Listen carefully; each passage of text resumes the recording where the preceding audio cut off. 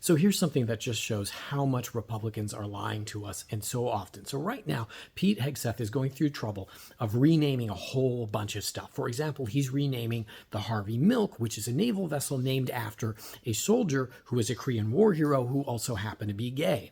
Now, they're making sure, number one, to do that during Pride. How do I know? Because they said so, that they wanted it to be kind of a, look, we're doing this during Pride to show our disdain, basically, I can only assume, for the gay population. But in addition to that, it's going to cost $650,000 to rename this thing.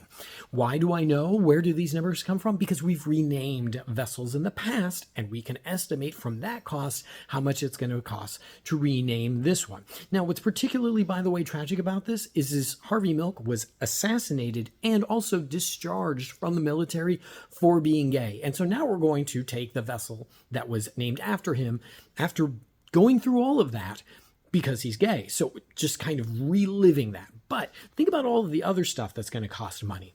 We're looking at them renaming forts. We're looking at them renaming the Harriet Tubman. We're looking at them renaming the Thurgood Marshall, right? Which I can only assume because they're black. And what's all of this going to come down to?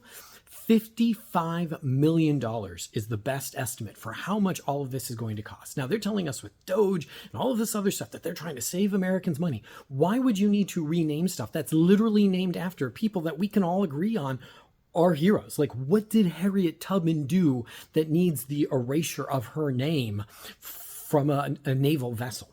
So when you look at it, what are they going to name these things back after? Well, many of these forts used to be named after Confederate traitors. And that's right, I'm just going to call a spade a spade. If you fight against the United States, if you shoot U.S. soldiers, if you terrorize the population like they terrorized the black population here in the U.S., you are a traitor to your country.